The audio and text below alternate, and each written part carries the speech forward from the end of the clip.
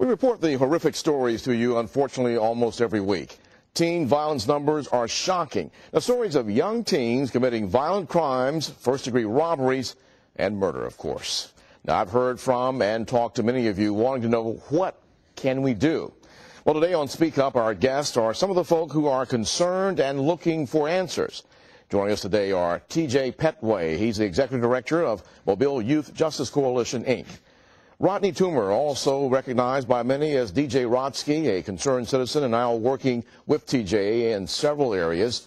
And also joining us today, Parrish Reed, who is another concerned citizen working now because of his involvement in the community and with parents to see what can be done about teen violence. Gentlemen, thanks for joining us today on Speak Up, and we're here today hopefully to share some solutions to these just shocking numbers. Just this week, we're reporting now where 3 girls, I call them, basically because they're young people, one is a teenager, charged with beating up another young female who's 19 and a young mother, killing her and then setting her on fire.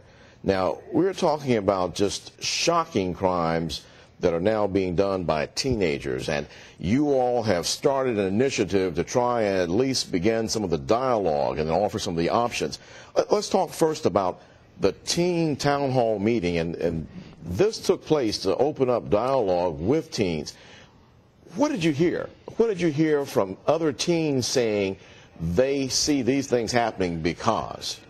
Well, we heard numerous things from school-related issues, community turf wars, on and on to family issues and more, and also the dialogue between the teachers and the kids on a general day-to-day basis and the school system.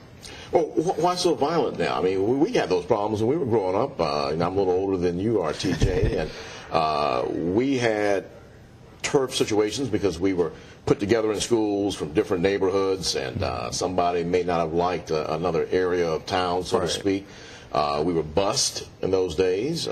We had issues with teachers, especially when I went to school. We were just addressing integration issues in schools, so we had some issues with teachers who we felt may not have liked us because of how we looked or where we came from. And so, I mean, we're talking about some of the same problems, what you're saying, but we didn't solve them with, in fact, most of the time it would be a fist, you know, not a knife, or in these cases a gun. And then it seemed that in those days, even with a gun, we didn't play for keeps. But today, I mean, it's like, I'm not trying to wound you, I'm trying to take you out of here. I mean, the kids are today saying they basically don't have social activities, and they result in violence to actually get some of the attention for the public officials, the parents, and those are the things that we're actually trying to implement to actually give some type of art program, also actually have a social event after the art program has ended for that 2 hours time span, and also give them an opportunity to actually come out and have a good time on a twice a month or something like that in that nature. Are they shocked at all about some of the things that are happening and how horrific they are, or are they like? I could say, I want to say 20% of the kids that we have came in contact are like, whoa.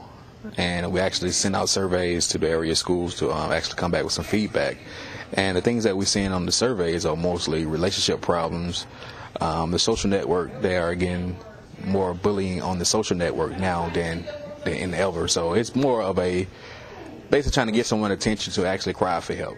That's the way I see it. And actually, I'm not condoning the violence, but I'm actually just want to step up and actually give them some type of social activity. Right. Now, DJ Rotsky, Rodney Toomer, I'm just used to call you that today a little bit too. What are you seeing? Because I know that with you being in a very mainstream form of communications, the radio reaches and touches people in a medium that very few others can do.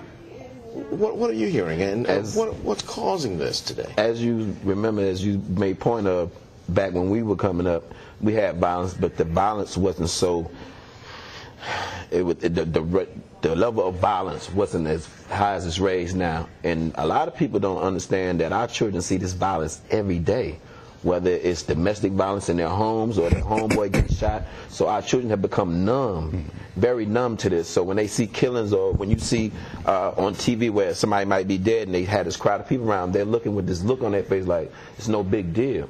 And that's where we have come to with our kids. Our kids have become numb to the fact that this is real life. This is really, and I think it's like a fine line trying to separate for them the reality of it's a life taken to it's just something that you've seen on TV.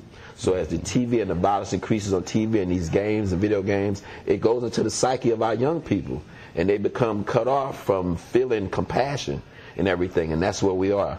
And that's why it's so important that we initiate these programs to bring them back to the reality of that a life is so valuable, and you should value your life. But a lot of our kids, and I hate to say it to be the bearer of bad news, but a lot of these young men, especially black African men from 12 to 18, they feel like they're not going to see their 19th or their 20th birthday. That's true. You hear so many of the boys when I go into schools who don't have dreams. In fact, they don't even know how to dream if you challenge them.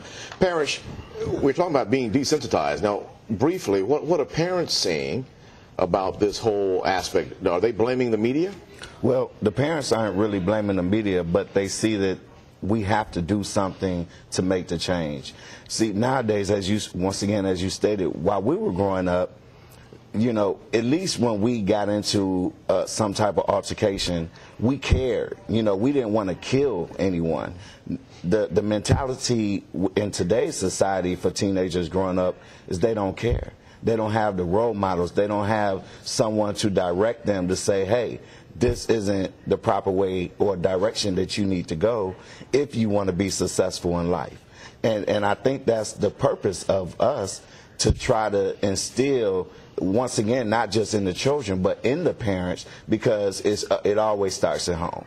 If we have the parents to be role models and put children and teenagers in activities so that they won't be out on the streets, then we can make a difference. And it starts there. It starts at home. So the parents are saying that we need activities. You know, a lot of things are due to lack of funding, because there aren't.